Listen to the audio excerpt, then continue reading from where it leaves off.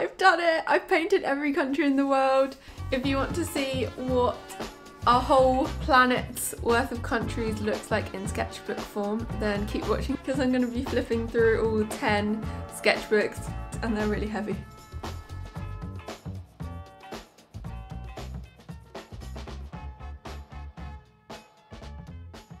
Now you might be wondering, why did I decide to do something like this? Sometimes I still ask myself that same question, but if we cast our minds back to June 2020, at the time we were well into the first few months of the pandemic, I had a lot of spare time on my hands and I was seriously missing travelling. You might be able to tell from my accent that I'm from the UK, but I actually live in Sydney, Australia. And a lot of my friends are dotted all around the world, from France to Tanzania to Barcelona at the time. So for me, suddenly not being able to travel meant not being able to see the most important people in my life, which really sucked. I was feeling really sad and upset about it, as I'm sure a lot of people around the world also were. I missed my sister's 18th birthday. I missed my mum coming to visit. And I figured the next best way to travel for the foreseeable future was gonna have to be virtually. So I started clicking around on Google Earth. At the time, I was really getting into landscapes and watercolours, and suddenly I just had the idea to paint every single country in the world. And because I'm terrible at remembering the names of places, I thought the easiest way to do it would be to literally just follow an alphabetical list of every country in the world. So I started off with Afghanistan and I finally made my way down the list until I got to Zimbabwe.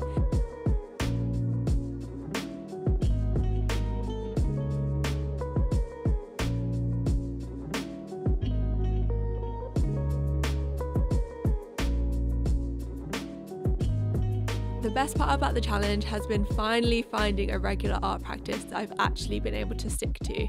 Before this challenge, deciding what to paint would usually take me so long that I'd just give up before I'd even found a reference image. But the great thing about this challenge is it always gave me something to paint. All I had to do was see what was the next country on the list, click around on Google Earth and find something to paint. Sometimes that would be a famous landmark, but other times it would just be a scene with great lighting or an interesting composition. In some countries there were hundreds of thousands of 360 photos to choose from, but in others there were only a small handful of scenes to choose from, in some cases even less than 10. But whatever country I was painting, I always managed to find something, even in countries like North Korea, which I really wasn't expecting to find too much in. And even though Google Earth is no substitute for real life travel, I do feel like I've learned a lot about the countries that I've painted. I've seen lots of similarities and I've also seen some huge differences. I've also learned a lot about some countries that I didn't even know existed. Even if you're not an artist, give it a go yourself. Just open Google Earth and take a look around at a country you've always wanted to visit.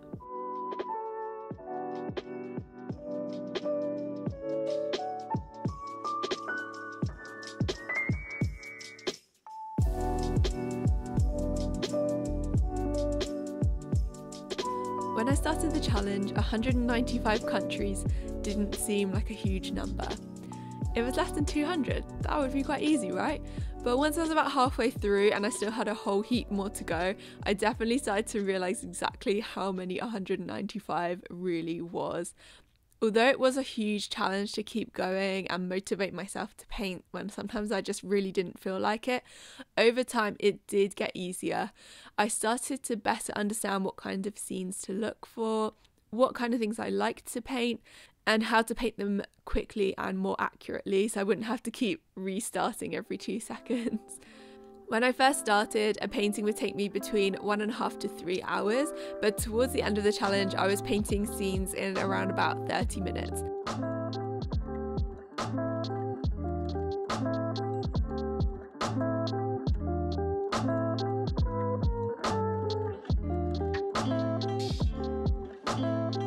I've had quite a lot of people asking me what I'm going to be doing next. I definitely have some ideas, but I'm just going to have a little bit of a break and figure out exactly what is the next best challenge for me to do. I do believe that doing challenges like this are just a great way to grow as an artist. I've already felt myself developing throughout this challenge. Obviously progress doesn't go in a straight line, so there'll still be days when I hate what I'm painting, but overall I find it easier and faster to paint the scenes that I want to paint. Also, I've learned how to see composition a bit more clearly, understand how to lay out a scene, and how to make all the different parts of a scene work together.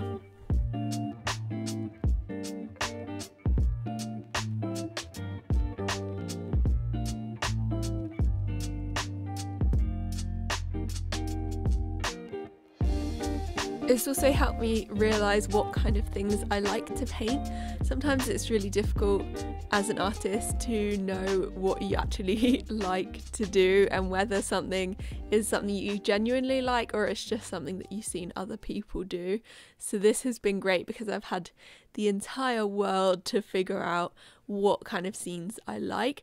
And I realised that I really like beach scenes, which is something I'd not really painted much before, but I really enjoy painting the sea. And I also like palm trees. I think that's something to do with the fact that I live in Sydney, but I grew up in the UK, and in Sydney there's a lot of palm trees, but in the UK you pretty much would never see a palm tree, so I don't know if that's something to do with it. And I just really like anything tropical. I used a lot of cobalt turquoise light throughout this challenge, especially on those tropical countries, and I really enjoyed doing those. It's also been really great practice for buildings and perspective and things like that. I have previously struggled a lot with perspective. It really blows my mind and is very confusing, but throughout the challenge I've been reading up a bit more on perspective and trying to better understand how it all works, how 2-point perspective works, 1-point perspective, and kind of just how you can use knowledge of perspective to create a more interesting scene. Another thing that I've always fall back on is mountains. There's just something about them that are just great to paint. I guess they're the classic landscape scene, and getting that aerial perspective and getting the mountains fading off into the distance, it's just so fun to do with watercolour, and I think it's probably one of my favourite things that I've done throughout the challenge. After a while I started to realise that almost every painting I did was mountains, so I had to kind of keep myself away from the mountains a little bit just so that it wasn't a full sketchbook full of mountain paintings. But anyway, I really enjoyed doing that, and I'm going to try and do some more mountain sketches from real life now. There's some really great mountains around here in New South Wales in Australia. I've been to the Blue Mountains recently and I did some sketches actually on top of the mountain, so keep an eye out on my social medias for those.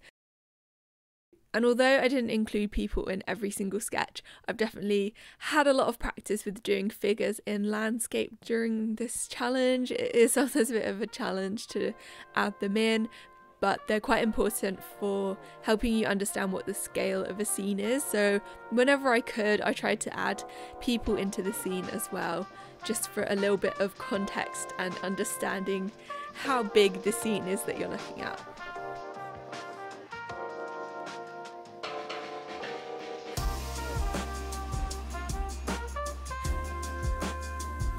It's been a really long journey, and it's been made even more special by all the other artists who eventually joined in with me in the challenge. So if you want to see their work, check out #EarthSketchChallenge on Instagram to see all of their amazing work.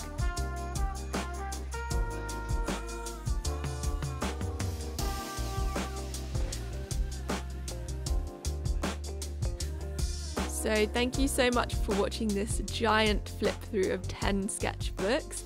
I still can't quite believe that I've completed this challenge, but thank you for sticking around, especially if you're one of the OGs who have been following me from the A countries. Now that I've finished this challenge, I have a bit more spare time on my hands and I'll be able to make some more YouTube videos. So if you like this one, hit the subscribe button, and also leave me a suggestion in the comments if there's any kinds of videos that you'd like to see from me, because I'm really keen to hear what you guys want to see from me. Thanks so much for watching, and I can't believe I finished! Ah!